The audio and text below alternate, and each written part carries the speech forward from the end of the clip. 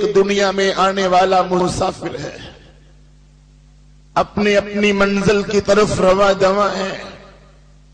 اس لیے ہم سب کی توجہ دین کی طرف ہونی چاہیے، آخرت کی طرف ہونی چاہیے۔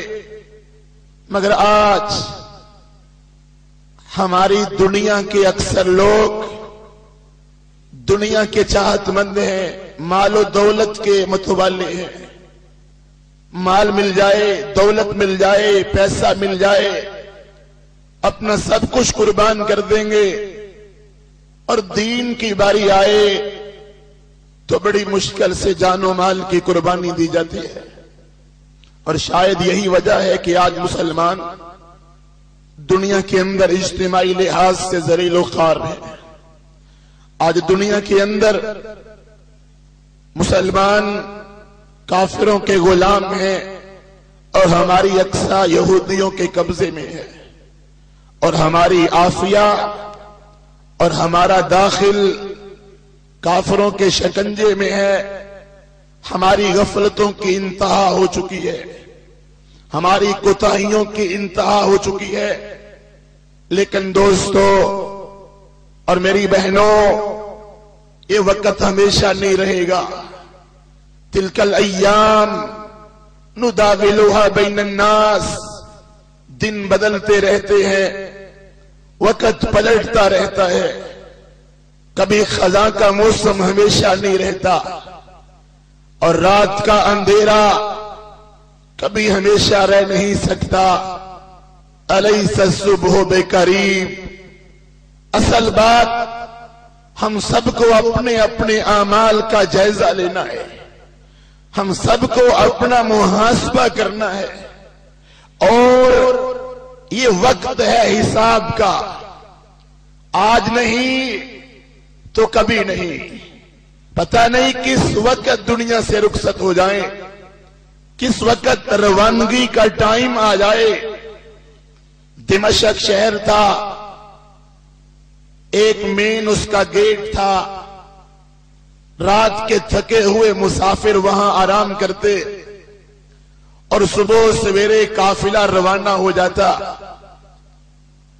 ایک آدمی فجر کی نماز سے پہلے، اذان سے پہلے آواز لگاتا، قافلے والوں روانگی کا ٹائم ہو گیا ہے۔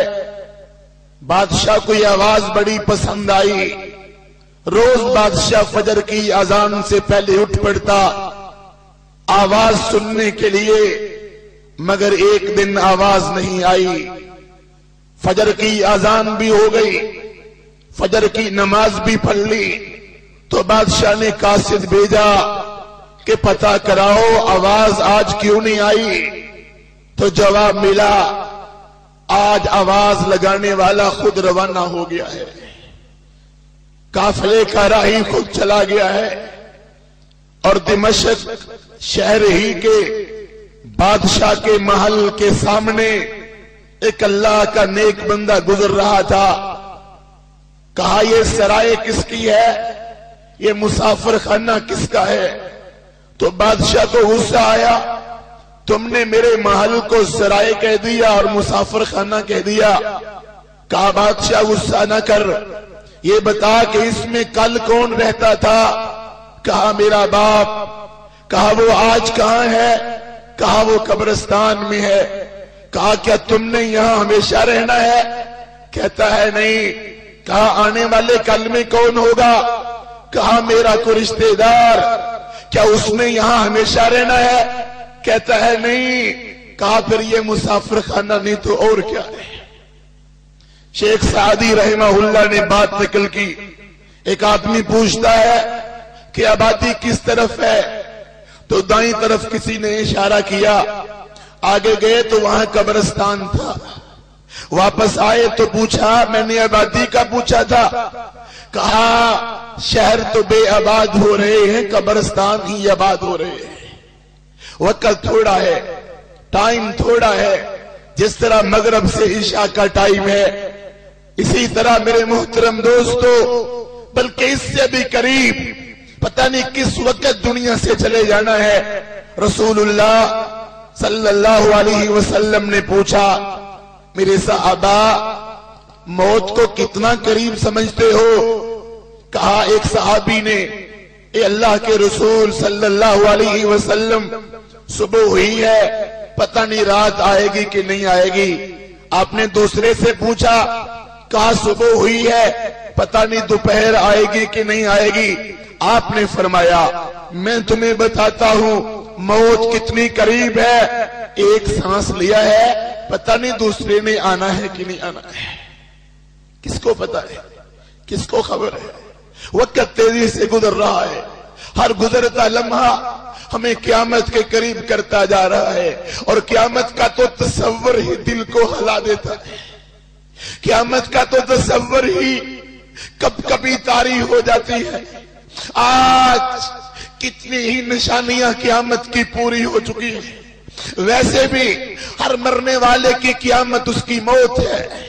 جب وہ مر جاتا ہے تو اس کی تو قیامت قائم ہو گئی ہے، نہ کوئی عمل کر سکتا ہے، نہ کوئی توبہ کر سکتا ہے، نہ کوئی معافی مانگ سکتا ہے۔ کتنی نشانیاں پوری ہو چکی۔ میرے نبی صلی اللہ علیہ وسلم نے فرمایا قیامت کے قریب علم اٹھ جائے گا، جہالت رہ جائے گی، اہل علم فوت ہوتے جائیں گے۔ کتنے ہمارے احباب، کتنے ہمارے علماء، کتنے ہمارے مجاہد، کتنے ہمارے محدث، کتنے ہمارے فقیہ دنیا سے چلے گئے۔ اسی طرح سب نے چلے جانا ہے۔ آپ نے فرمایا قیامت کے قریب لوگ مال تو بڑا کمائیں گے مگر برکت کوئی نہیں ہوگی، محنتیں بڑی ہوں گی، کوششیں بڑی ہوں گی، برکت ختم ہو جائے گی۔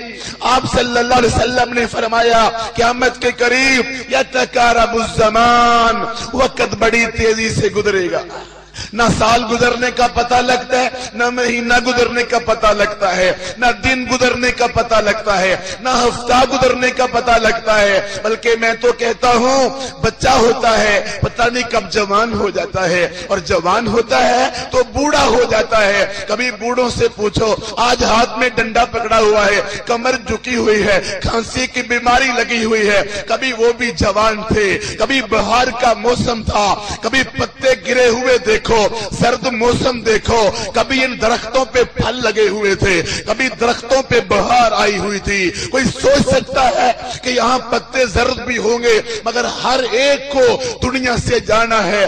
آپ صلی اللہ علیہ وسلم نے فرمایا قیامت کے قریب یتقارب الاسواق، بازار قریب قریب ہو جائیں گے، دکانیں اور مارکیٹیں اور کاروبار اور تجارتیں عام ہو جائیں گی، لیکن آپ نے فرمایا ینقص العمل، عمل تھوڑا ہو جائے گا، نمازی تھوڑے ہو جائیں گے، دیندار تھوڑے ہو جائیں گے، توحید والے تھوڑے ہو جائیں گے، اللہ کے دین کا کام کرنے والے تھوڑے ہو جائیں گے۔ عمل سے زندگی بنتی ہے، جنت بھی جہنم بھی ایک حقی اپنی فطرت میں، نہ نوری ہے نہ ناری ہے۔ آج جھگڑے موجود ہیں، آج لڑائیاں موجود ہیں، آج جدال موجود ہے، لیکن عمل کی دنیا میں آنے والے تھوڑے، اللہ کو یاد کرنے والے تھوڑے، قرآن کی تلاوت کرنے والے تھوڑے۔ آپ صلی اللہ علیہ وآلہ وسلم نے فرمایا یلقى الشح، قیامت کے قریب خود گردی عام ہو جائے گی، لوگ مر رہے ہوں گے، کوئی کسی کا خیال رکھے گا، کوئی کسی کا احساس کرے گا؟ آج باپ کو بیٹے کا احساس نہیں، ماں کو بیٹی کا احساس نہیں، بھائی کو بھائی کا احساس نہیں، محلے والوں کو محلے والوں کا احساس نہیں، پڑوسی کو پڑوسی کا احساس نہیں۔ ظلم عام ہے، چوریاں عام ہیں، ڈاکے عام ہیں، زنا عام ہے، فحاشی عام ہے، خود غرضی ہے، روڈ ایکسیڈنٹ ہو جاتا ہے، لوگ پاس سے گزر جاتے ہیں، کوئی نہیں پوچھتا کہ تیرا حال کیا ہے، تیرا مسئلہ کیا ہے، خود غرضی عام ہو جائے گی۔ آپ نے فرمایا قیامت کے قریب زنا عام ہو جائے گا، اڈے کھل جائیں گے، گلیوں محلوں کے اندر، چوکوں چراہوں کے اندر فحاشی عام ہو جائے گی، عریانی عام ہو جائے گی، بے پردگی عام ہو جائے گی، بے حیائی عام ہو جائے گی۔ آپ نے فرمایا موسیقی کی آلات عام ہو جائیں گے، ساز اور گانا بجانا ہر گھر کے اندر پہنچ چکا ہے۔ آپ نے فرمایا شراب پینے والے بڑھ جائیں گے، نشہ کرنے والے بڑھ جائیں گے، شراب پیئیں گے نام اور رکھیں گے، زنا کریں گے نام اور رکھیں گے، سود کھائیں گے نام اور رکھیں گے۔ یہ ساری نشانیاں کیا پوری ہو نہیں چکی ہے؟